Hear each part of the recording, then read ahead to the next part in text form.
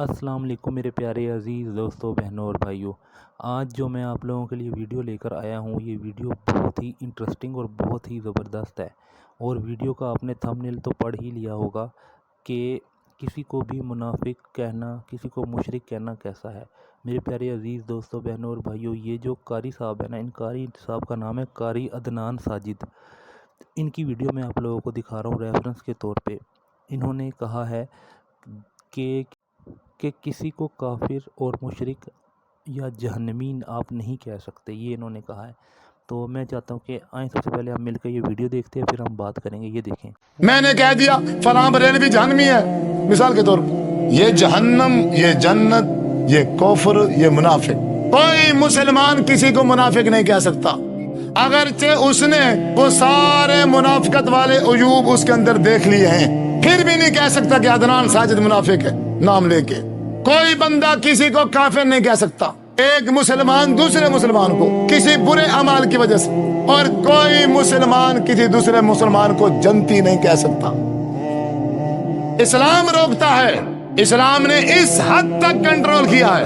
مسند احمد کی حدیث ہے، آپ صلی اللہ علیہ وسلم نے فرمایا، دو بھائی تھے، ایک نمازی تھا، عبادت گزار تھا، ایک شرابی تھا، اللہ کا نافرمان تھا، نماز نہیں پڑھتا تھا۔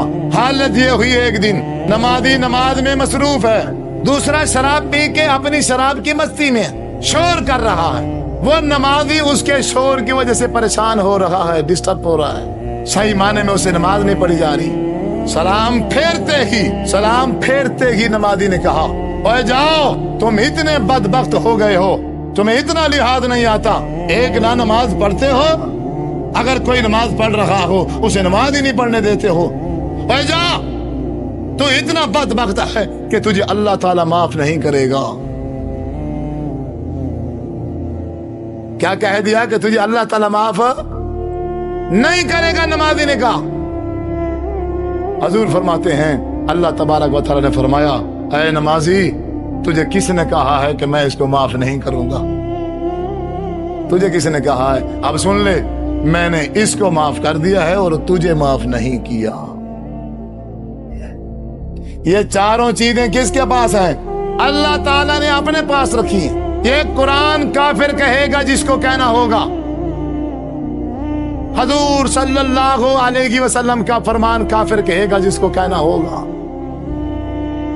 میں کسی کا نام لے کے اس پر کفر کا فتویٰ اگر میں نے لگا دیا تو سمجھو میرے ساری زندگی کی وہ نمازیں، وہ روزے، وہ زکوٰۃ، وہ سب کچھ، اگر وہ کافر نہیں ہے تو پھر ایسے سمجھو میری ساری عبادت ختم ہو گئی اور میں کافر بن گیا۔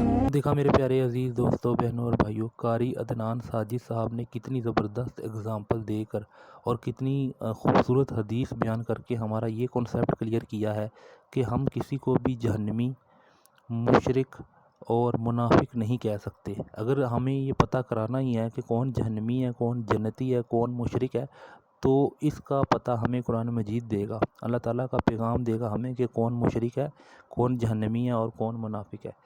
ایک بندہ نیک ہے، بہت زیادہ نیک ہے، اور وہ دوسروں کو حقیر سمجھتا ہے، اپنی نیکی کو جو سا اچھا سمجھتا ہے اور دوسروں کو حقیر سمجھتا ہے، تو اس کی ساری نیکیاں فنش ہیں ہماری طرف سے کیا، ہمارے دین میں اس کی نیکیاں ساری فنش ہیں۔ تو میرے پیارے عزیز دوستوں، بہنوں اور بھائیوں، اس ویڈیو سے ہمیں یہ پتہ لگا کہ اگر آپ نیک ہیں تو وہ نیک ہونا آپ کے لیے ہے، ٹھیک ہے؟ آپ کسی کو حقیر نہ سمجھیں۔ شیطان آپ پہ اٹیک اس طریقے سے کرتا ہے کہ جب آپ نیک ہو جاتے ہیں تو آپ کے اندر آپ کی نیکی کا تکبر آ جاتا ہے۔ امید کرتا ہوں کہ آپ کو میری ویڈیو پسند آئی ہوگی۔ تکبر سے بچیں، اللہ تعالیٰ کا پیغام لوگوں تک پہنچائیں۔ جزاکم اللہ خیرہ۔